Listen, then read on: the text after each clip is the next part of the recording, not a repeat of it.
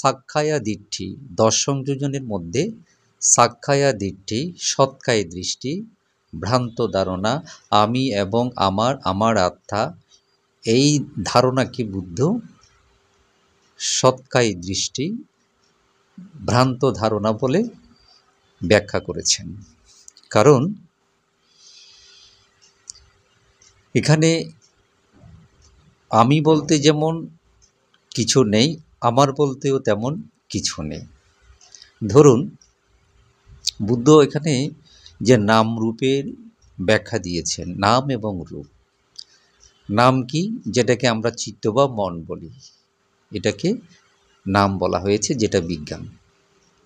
আচ্ছা, রূপ বলতে যেটা বলা হচ্ছে যে আমরা একটা যে খোলস, একটা দেহ লাভ করেছি, মানব মানবী নরনারী হিসেবে আমাদের প্রত্যেকের একটা দেহ আছে, কায়া আছে।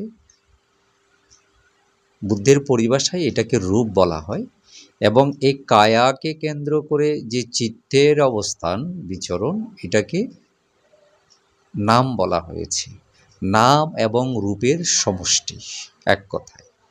তো এখানে একটি আরেকটির সাথে ওতপ্রোতভাবে জড়িত।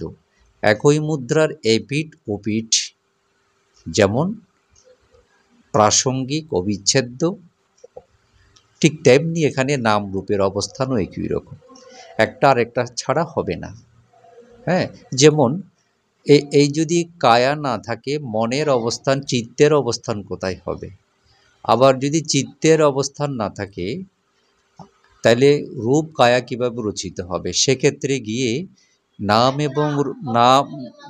এবং রূপ এই দুটি, নাম এবং রূপ এই দুটি একটি আরেকটির সাথে ওতপ্রোতভাবে জড়িত। এই দেহ এবং মন এক কথায় একটি আরেকটির সাথে ওতপ্রোতভাবে জড়িত, একটি ছাড়া আরেকটির অস্তিত্ব চিন্তা করা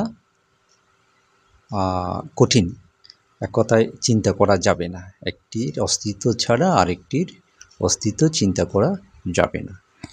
হ্যাঁ, কিন্তু এখানে যে বিষয়টা আমাদেরকে মাথায় রাখতে হবে, আমরা অনন্ত জন্মপ্রবাহে বা কর্মস্রোতে ভেসে আমরা এক লোক থেকে আরেক লোকান্তরে, আমরা যে বারবার এই কর্মচক্রে পড়ে, আমরা সংসার চক্রে আমরা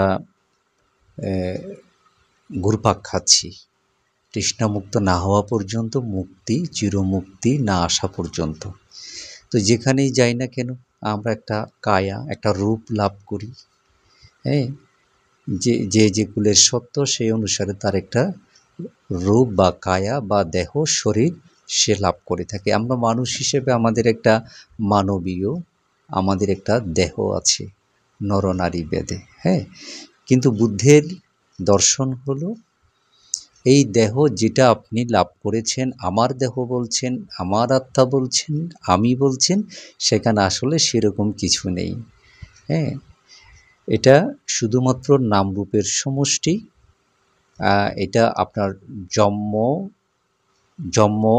আপনার পরিবর্তনের সাথে সাথে আপনার এই পরিস্থিতিরও, এই অবস্থারও পরিবর্তন হয়, এবং এটা অনন্ত জন্ম প্রবাহ ধরে চলতে থাকে।